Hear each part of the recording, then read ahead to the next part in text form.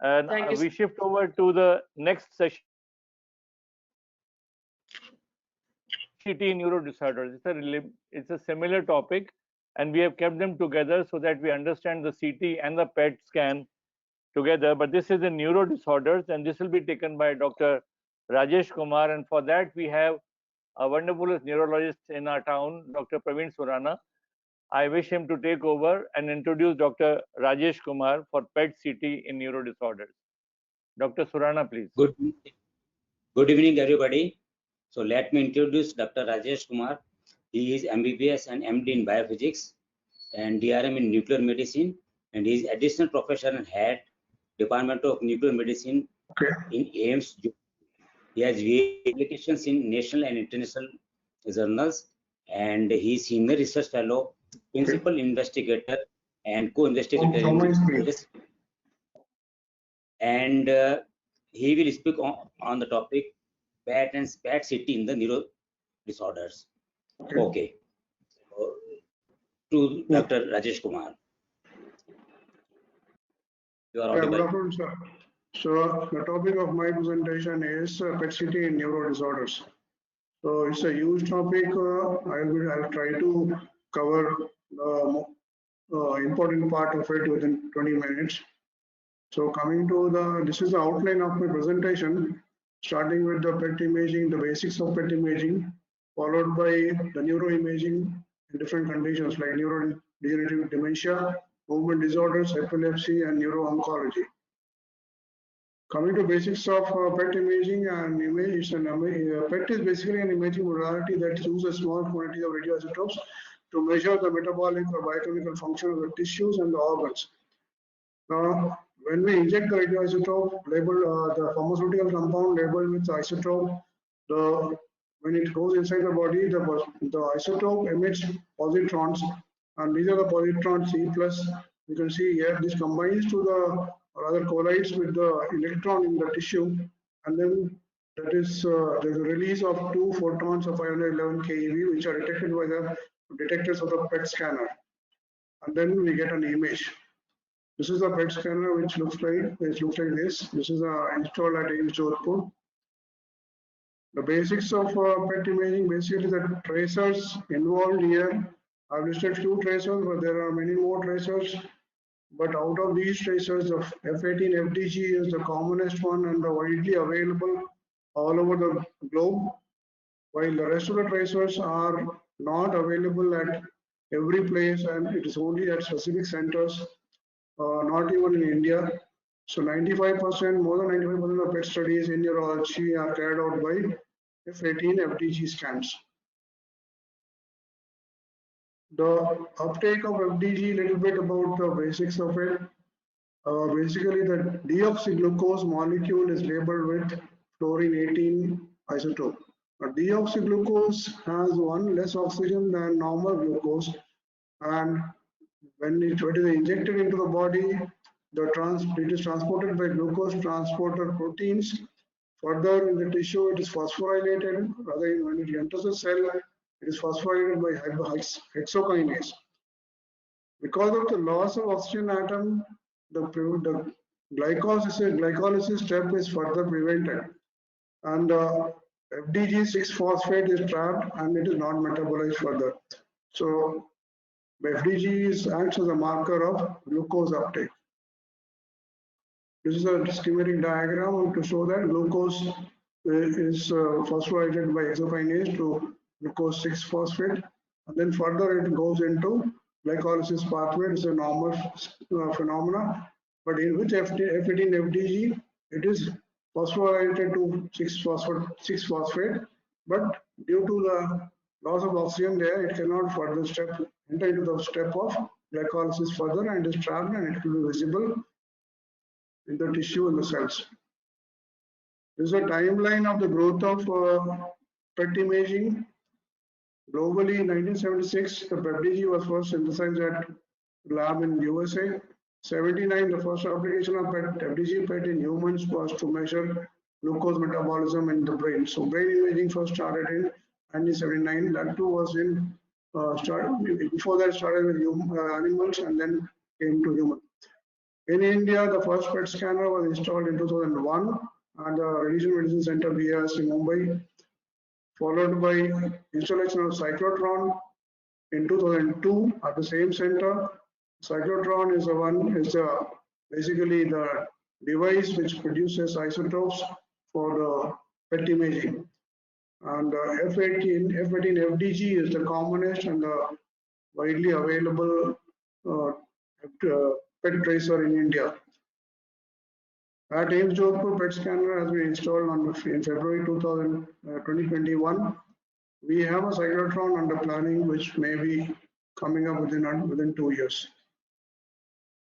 Coming to neuroimaging, the imaging with CT or MRI has become a standard adjunct to clinical evaluations and diagnosis of neuronal diseases.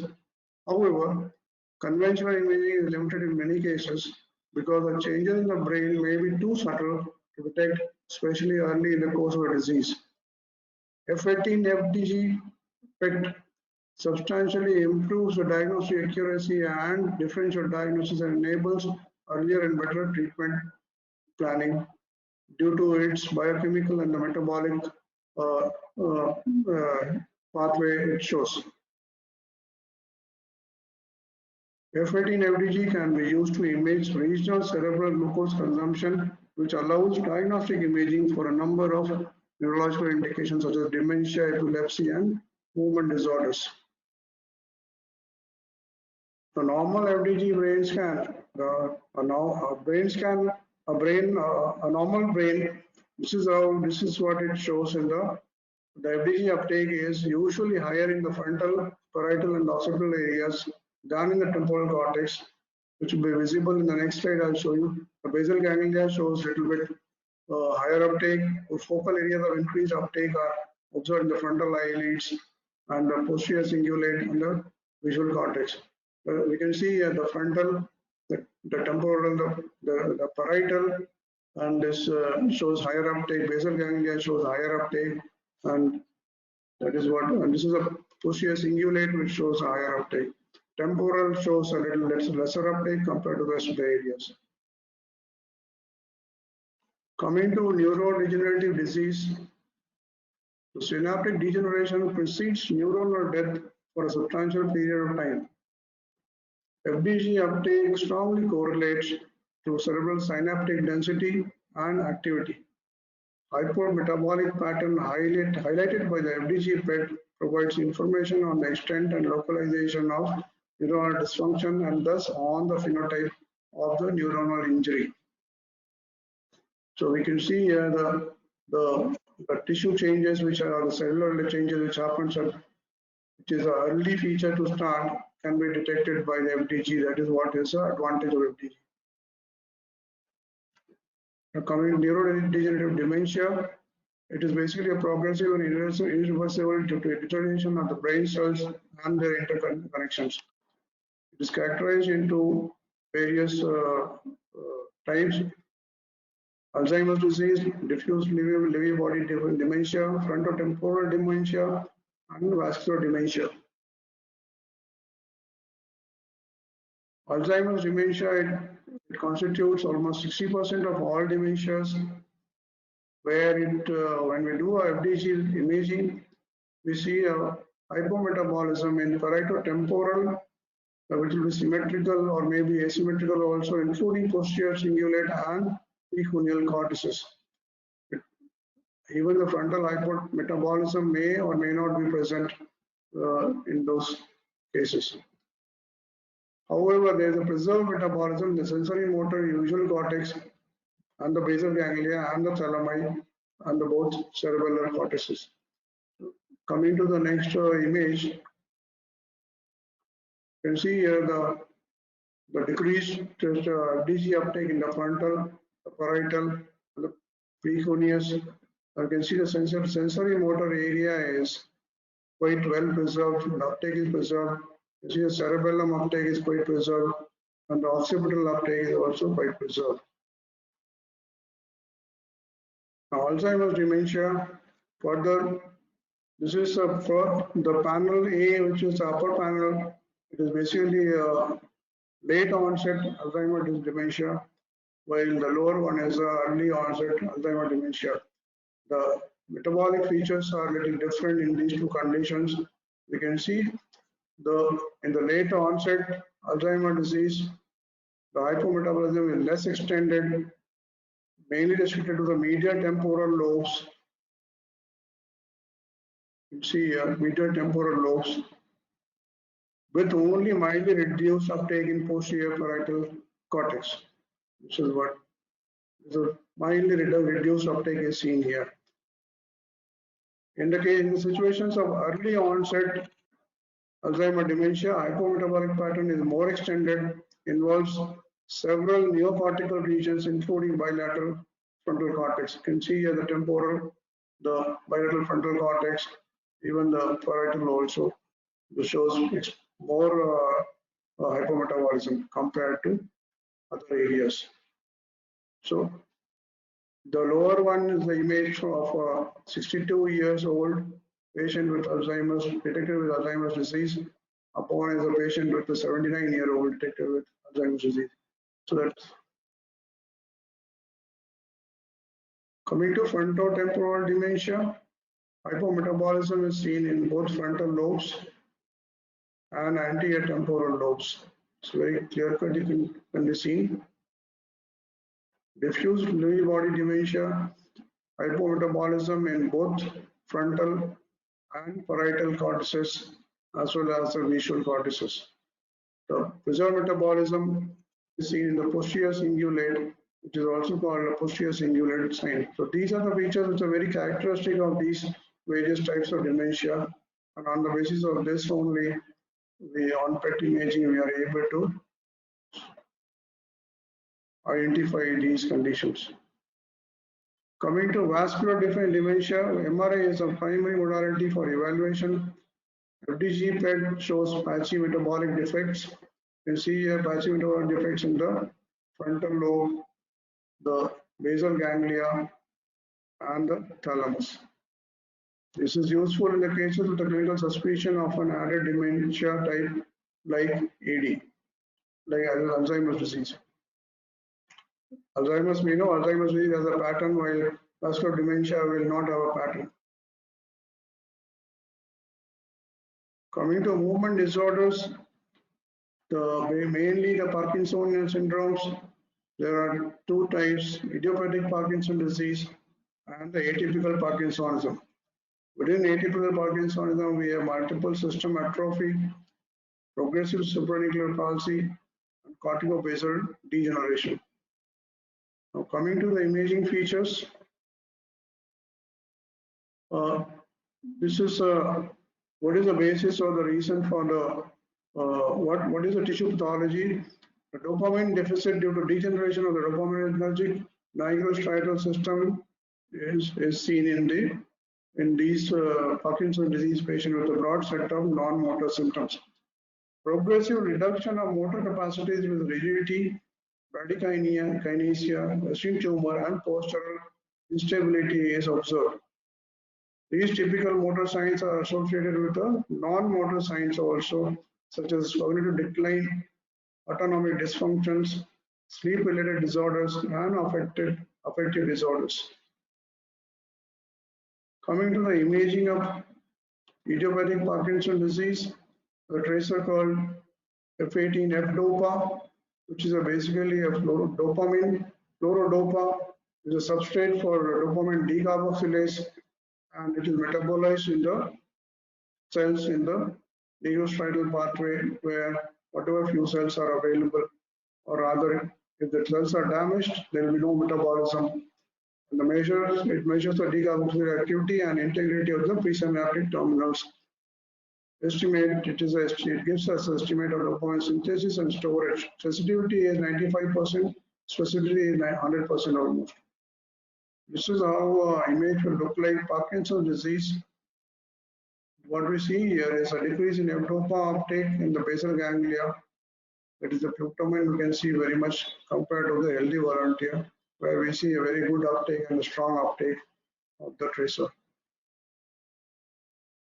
Coming to atypical Parkinson's, it is often misdiagnosed as idiopathic Parkinson's disease and that constitutes almost 30% of in idiopathic Parkinson's disease.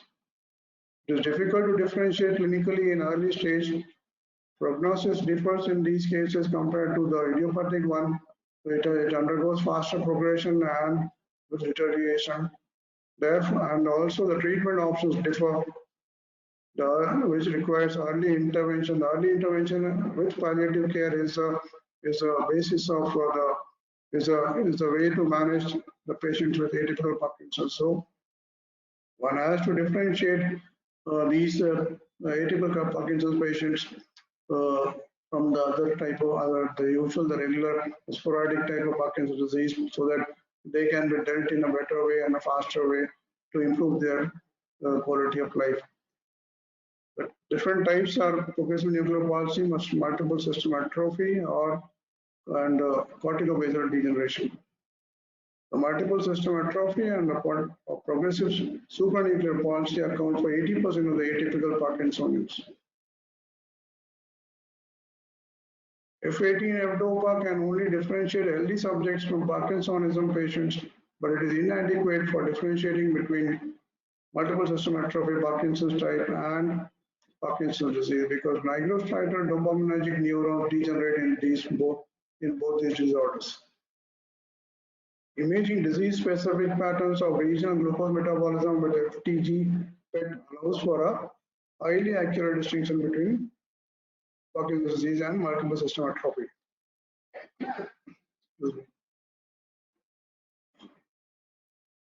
Now the imaging features in idiopathic Parkinson's disease with FDG. So FDG is a tracer which can differentiate the Parkinson's, the idiopathic one, the sporadic one, and the atypical ones. What we see in the typical ones is a hypometabolism in the dorsolateral putamen, that is bilaterally seen, also bilateral thalamus and the pons. Hypometabolism is seen in decreased uptake of FDG in pyrooccipital cortices and dorsolateral prefrontal cortices. Now, this is the image to show that there's a hypometabolism in the bilateral dorsolateral putamen and the bilateral thalamus. The hypometabolism is seen in the parieto-occipital cortices and the dorsolateral frontal cortices.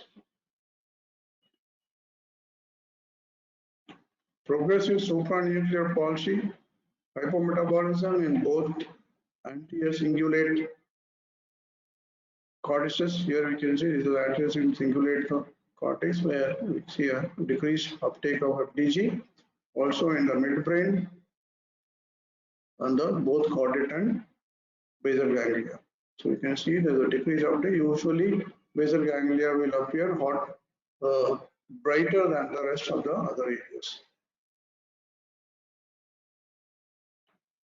Now, the features in multiple system atrophy, we see hypometabolism in both the dorsolateral putamen. You can see the decreased uptake here, and the pons also shows a decreased uptake.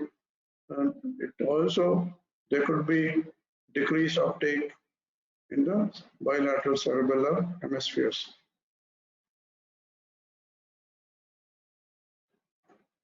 Now, FDG uptake in corticobasal degeneration, it shows asymmetrical hypometabolism in parietal and frontal cortex, in thalamus and basal ganglia. It is usually seen contralateral to the clinically more affected side. So this is, you can see it is on the one side only. The patient might have been affected on the left hand side.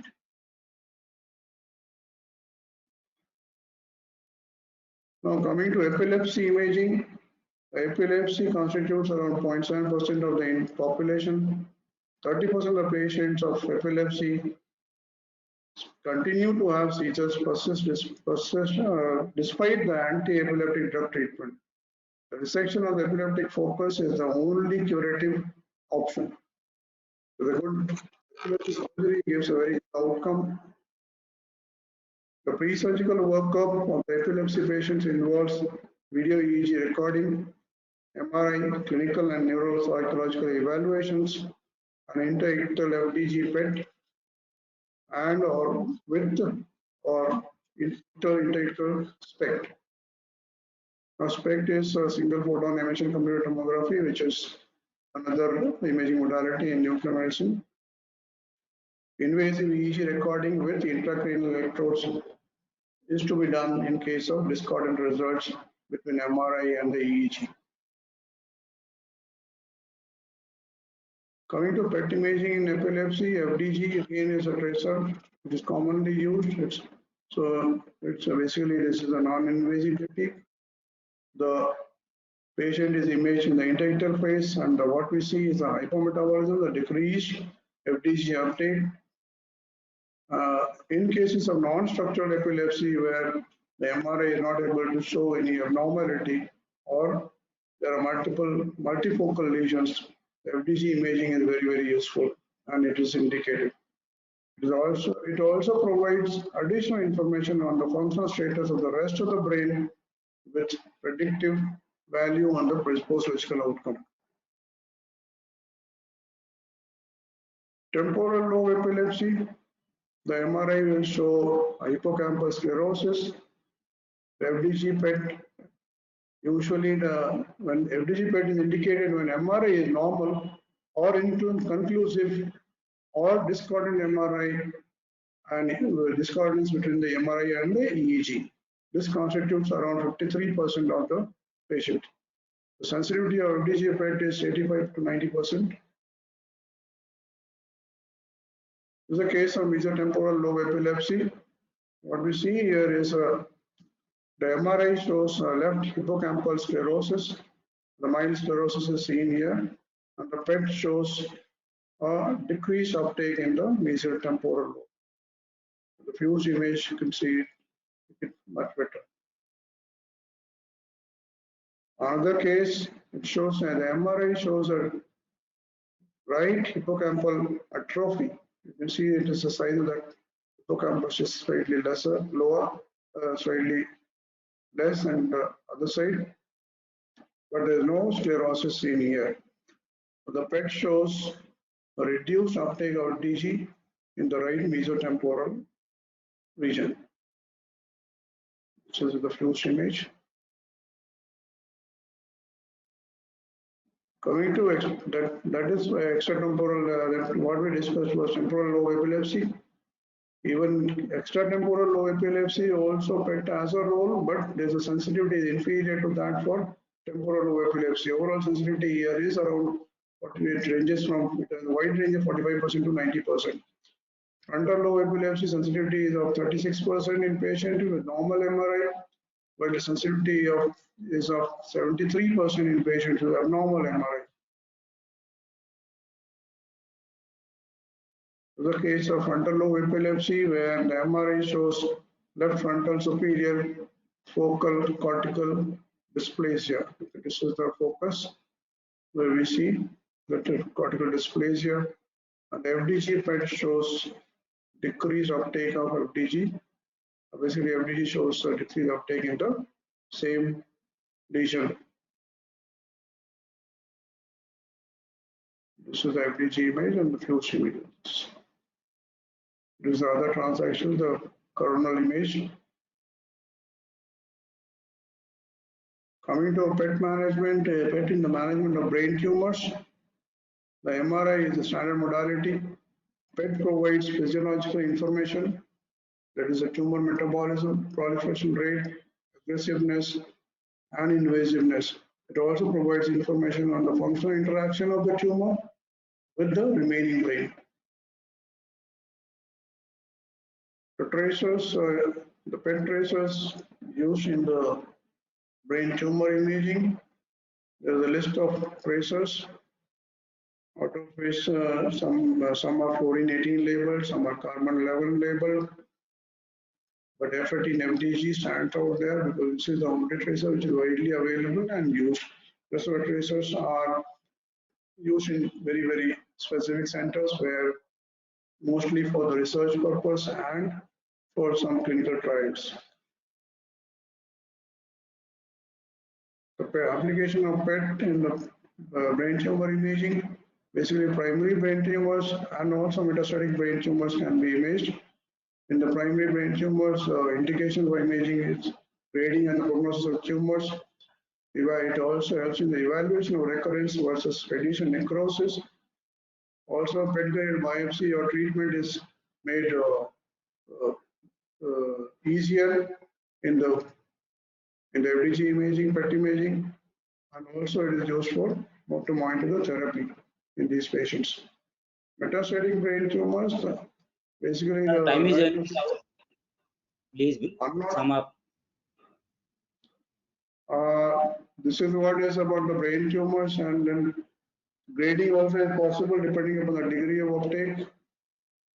Evaluation of recurrence versus radiation necrosis. You can see here, this is the area of tumor treated before, and this the MRI shows enhancing because radiation versus in the recurrence and the radiation necrosis, both the situations, the MRI will show enhancement of the lesion. We see the enhancement in the uptake of the FDG uptake in this region says that the tumor is tissue and it is a tumor. That is how it helps in differentiating the recurrence and necrosis. PET-guided biopsy helps in the to focus the point to biopsy. Please sum up. Brief. Be quick now, sir. This is a used in a metastatic brain tumor, where we see a multiple the PET imaging done for the patient showed multiple whole body metastasis, extensive metastasis. The brain showed a lesion here in the CT showed a lesion in the posterior parietal area, while FDG shows increased uptake. The same patient, when the FDG was done, it showed a focus in the lung, and that was the primary of the patient of the disease. And these are the metastatic lesions. Thank you. Wonderful session, sir. Sir, he has covered the topics very well, and excellent overview. So, any question from the audience? It seems it's the first time that we have discussed PET scan in some of our meetings, and I think people are still not really oriented to have many questions. However, in due course of time, we will have a little more knowledge about the patterns and we will have questions. For the time being, I think, thank you very much, Dr. Rajesh, for being with us, and you have been very wonderful. The shortage of time, of course, there are constraints always. I know, I understand. Maybe, yeah. Thank you, sir. Thank you very much. Thank you, sir. Thank you. Thank you. Thank you for this opportunity, sir. You're welcome.